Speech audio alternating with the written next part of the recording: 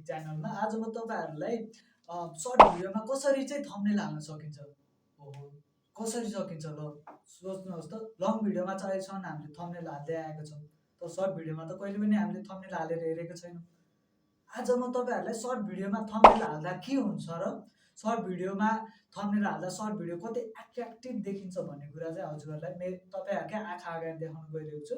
चाँडै भाइरल हुन सक्छ है साथीहरु। तपाईहरुको थम्बनेल देखेर चाहिँ सर्टमा पनि मान्छे इन्ट्री गर्ने हो। यदि तपाईको सर्टमा चाहिँ कुनै पनि थम्बनेल छैन भने चाहिँ तपाईहरुको सर्ट भिडियोमा मान्छे इन्ट्री गर्दैनन्।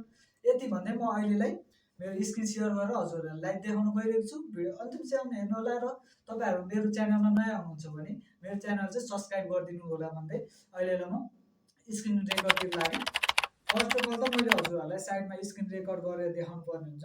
मैले स्क्रिन रेकर्ड गरिसकेको छु र हजुरहरुले यहाँ युट्युबमा जानुपर्ने हुन्छ। युट्युबमा जानु भएपछि यहाँ अब हाम्रो टेक नेपाल रहेको छ, जुन मेरो मेन आइडी चाहिँ हाम्रो टेक नेपाल रहेको छ भने अरु पनि आइडी रहेका छन्। हजुरले यसलाई हेरेर फलो गरिदिन सक्नुहुन्छ।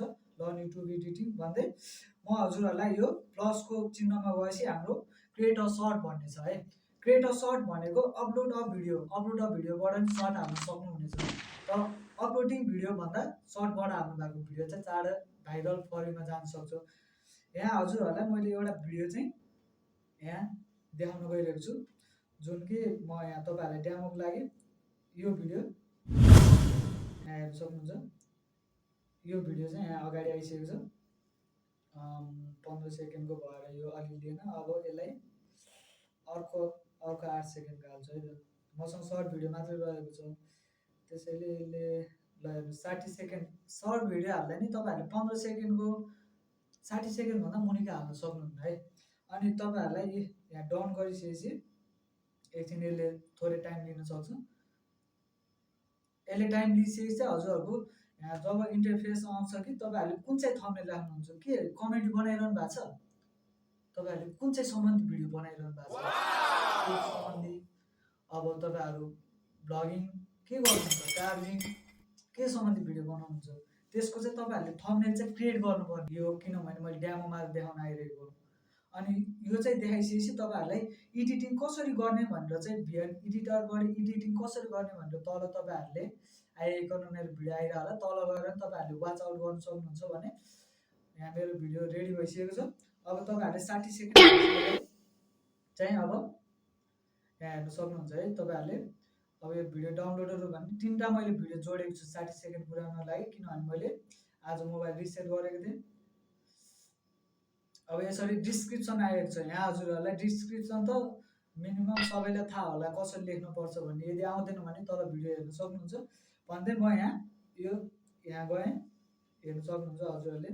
मैले यहाँ गइसकेपछि अब तपाईहरु के बारेमा भिडियो बनाइरहनु भएको छ, लाइक अब यहाँ यसरी हजुरहरुले त्यो स्क्रिन रेकर्ड गर्दा चाहिँ के सम्बन्धी त, अब टिकटक सम्बन्धी हो कि युट्युब सम्बन्धी हो कि के सम्बन्धी हो, त्यो चाहिँ ट्याक्क सेलेक्ट गरेर चाहिँ हजुरहरुले यहाँ चाहिँ अब एडिट गर्दा त हजुरहरुले पक्कै पनि लेख्नुहुन्छ हजुरले के सम्बन्धी भिडियो गरिरहनु भएको छ।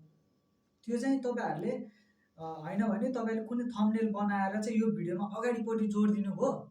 अनि तपाईले अगाडिपट्टि जोडिदिनु भयो अनि यसरी सारेर चाहिँ मलाई यो राख्नु छ ल, यो इन्स्टाग्राम लाइक अब ल यो इन्स्टाग्राम र फेसबुकहरुको चाहिँ मलाई प्रचार गर्नु छ हैन, यो राख्नु छ ल, भिडियो डाउनलोडर अल भन्ने चाहिँ राख्नु छ है। अब यसलाई मैले डन गर्दै है। अब यो यहाँ हेर्न सक्नुहुन्छ हजुरहरुले भिडियो डाउनलोडर अल भन्ने नि यहाँ मेरो अगाडि सो भएको छ। त्यो मेरो थम्बनेलको रूपमा अहिले काम गरिसकेको छ। यदि यसरी हजुरहरुले भिडियो एडिट गर्न आउँदैन भने चाहिँ थम्बनेल बनाएर भिडियोको अगाडिपट्टि राखेर चाहिँ हजुरहरुले मैले सारेको जसरी फेरि एकचोटि देखाउन गइरहेको छु। मैले सारेको जसरी नि यसरी सारेर चाहिँ यसरी लगाएर चाहिँ ट्यागको डन गरिदिनु भयो भने यो थम्बनेलको रूपमा काम गर्छ है।